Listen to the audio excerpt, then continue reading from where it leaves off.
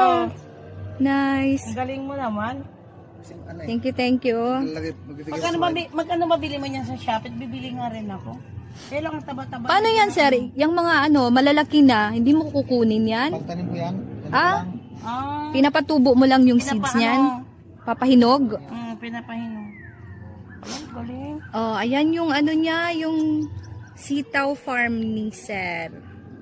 Malawak Ay, yan. ganito pala paggawa ng Pababa, no? Paggawa May ng trellis bahay, siya. gagayahin ko rin to. May trellis. Ganito pala. Hulo, may siya, may din. Yung sibuyas, Sibuyas, down sibuyas. daon. Sibuyas daon niya. Hindi ako maanuhan yan. Hindi Nabubuhay nabubuhay. Oo. Uy, ang dami na yata. Baka malugi ka na.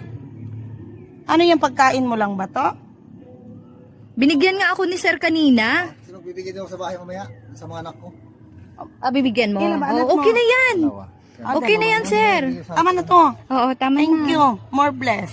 Oo. More blessings. Tinanong ko sa mga anak ko gusto nila. Oh. Kaya sabi ko yung badak dito kanina, ito yung narabis ko para sa kanya. Oo, binigyan ako ni bili sir. mo ang Pero mabilis tataba. to. Ang tataba ng mga Every 3 days, Ning. May sitaw tayo. Wala ka na cellphone mo. Sige. Hindi. Andito ka bukas? Titext lang ako kung Ay, Ay, sige, mag-text i-chat mo lang ako. ka. Oo. I-chat mo lang ako. Sabay natin mag-vlog Oo. dito. Sige, mag-collab tayo. Tapos isasama ko yung director Hello. ko. Isip pa ako ng yung content ko na pwede na kasi yung meron kasi minsan biglaan, hindi ko na isip.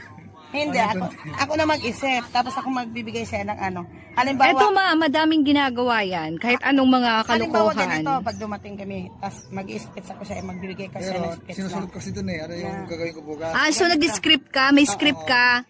Kasi minsan kasi wala ko maisip. Yun, bibidyo ko na lang yung dyan. Yung mga gula, kung ano na lang. Oo. Ano ginagawa ko yan eh. Kung ano lang yung naisip ko na kwento. May ano ka din na. Sigarilyas. Asan yan? Ayan Sigarilyas yan.